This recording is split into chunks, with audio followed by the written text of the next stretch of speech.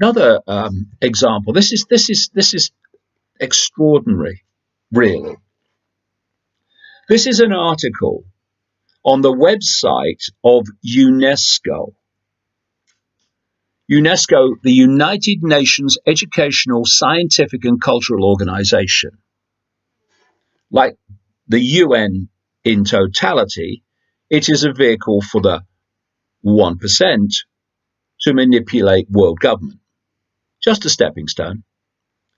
And not in the least was I surprised to see this article promoted by the United Nations agency here with the headline, "Climate Crimes Must Be Brought to Justice."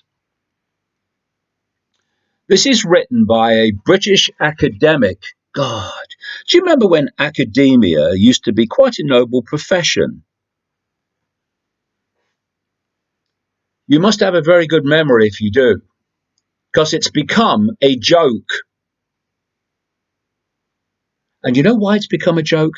Because it's been systematically designed to become a joke.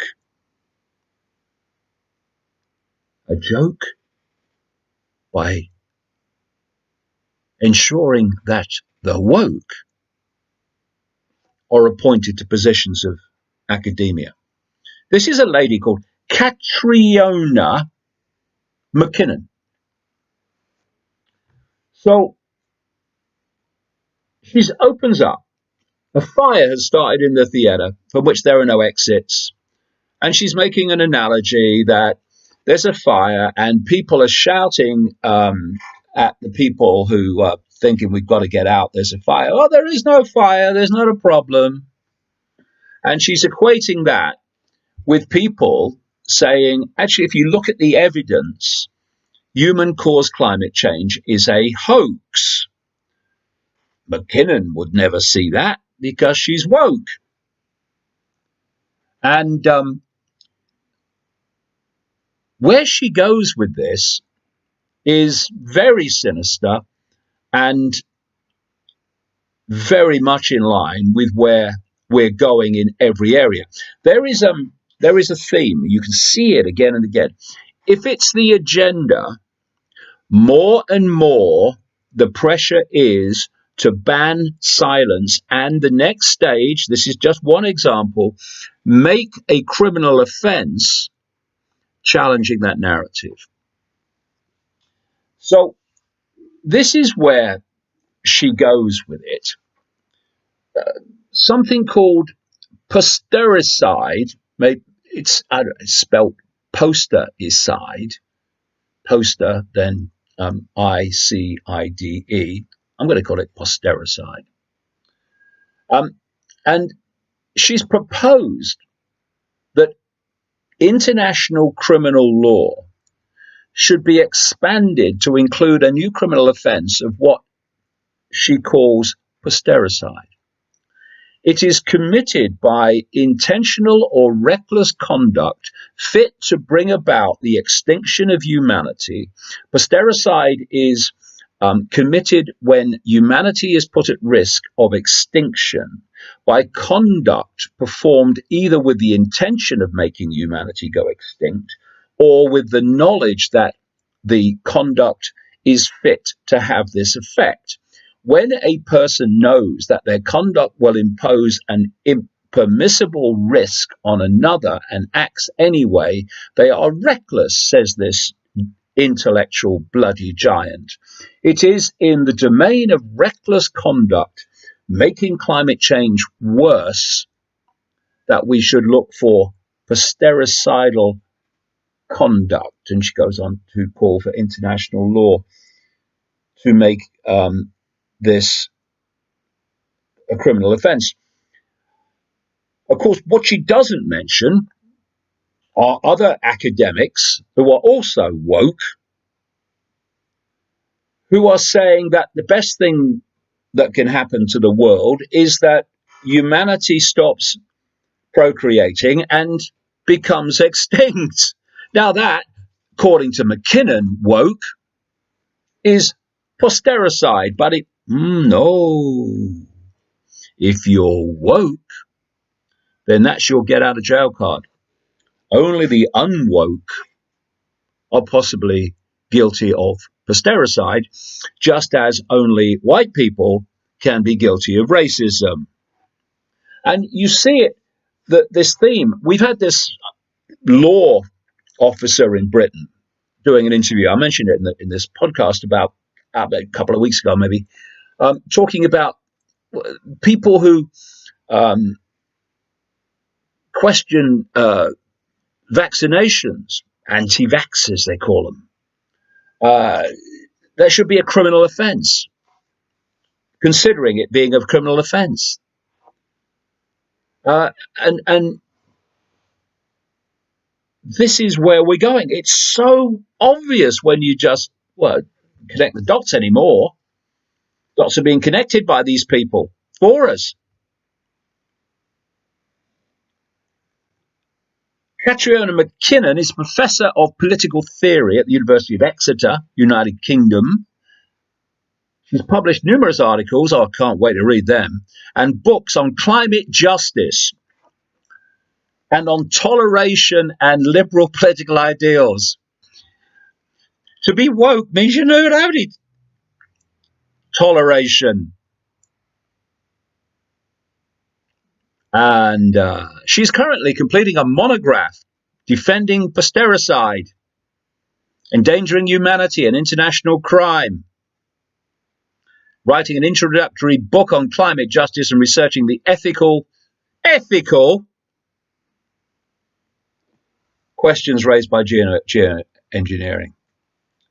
And Catriona McKinnon's are all over global academia now, completely taking it over.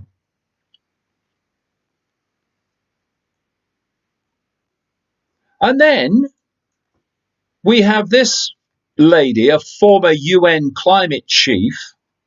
She's calling for civil disobedience. This lady is absolutely United Nations to her DNA. If she was to stick a rock, United Nations would be written all the way through her. Christiana Figueres. She has written a book with some guy connected to a aristocratic family, a climate lobbyist, a book called The Future We Choose, Surviving the Climate Crisis, where she's saying, of course, she supports Extinction Rebellion and Greta Thunberg, of course she does, and she is saying that civil disobedience is a moral choice, and it is the most powerful way of shaping world politics. So she's calling for more civil disobedience, I guess, of the Extinction Rebellion variety. And the irony of irony is that she quotes as legendary activists in support of this idea of hers, Mahatma Gandhi and Martin Luther King. Of course, there's no self-awareness there, so she won't see the difference between Martin Luther King defending freedom for all people of whatever color, and the climate cult that this lady supports that is demanding that freedom be deleted.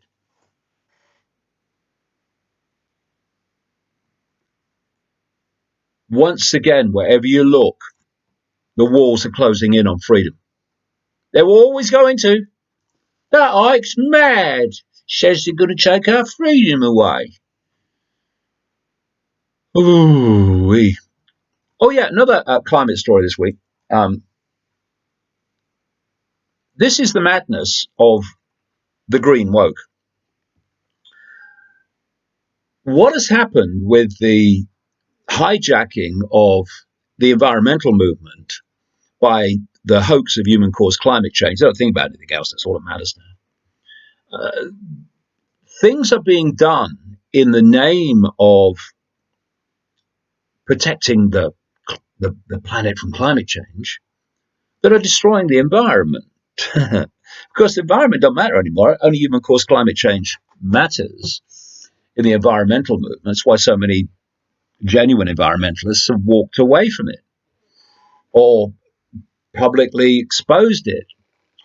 So you have these, I think I mentioned last week, these wind turbines, which have these blades, at least some of which are about the size of the wing of a jumbo jet. And they have no way of dealing with them when they're finished, about every 10 years apparently, except burying them. But there's another aspect to these wind turbines, and it is this. Scottish wind industry, that must be woke surely, Scottish wind industry clear fells 17,283 acres and wipes out 14 million trees to save planet.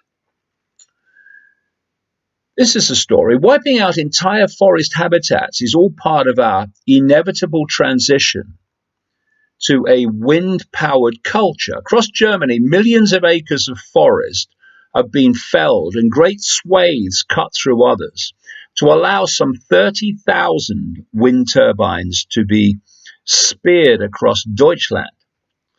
The same wanton destruction has been integral to Scotland's wind power disaster. Scotland's government is a disaster, where so far, very woke by the way, 13,900,000 trees have been chainsawed and or bulldozed out of existence. Oh, we must plant more trees, take CO2. Oh no, let's cut them down.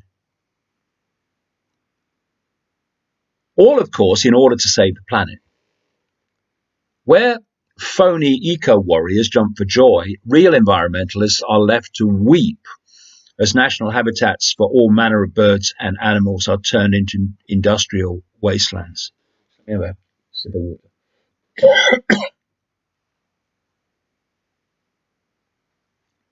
So,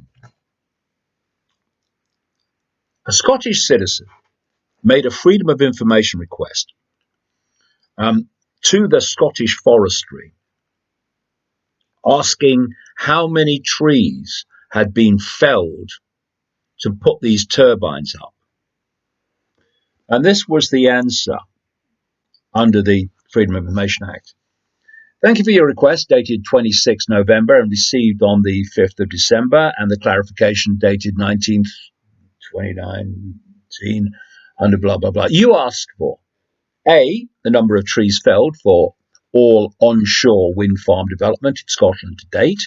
B, the areas of felled trees in hectares for all onshore wind farm development in Scotland to date. I enclose some of the information we requested. Specifically, data covering renewable developments on Scotland's national forests and lands, which is managed on behalf of Scottish ministers by Forestry and Land Scotland.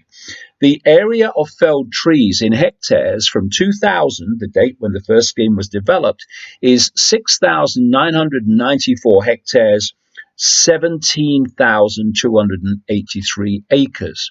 Based on the average number of trees per hectare of 2000, this gives an estimated total number of trees cut down for wind turbines of 13.9 million.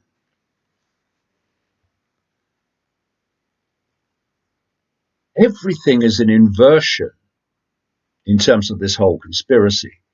And now we see quite blatantly the inversion of the environmental movement from one that sought to protect the environment to one that is quite happy for it to be destroyed on the altar of utter madness.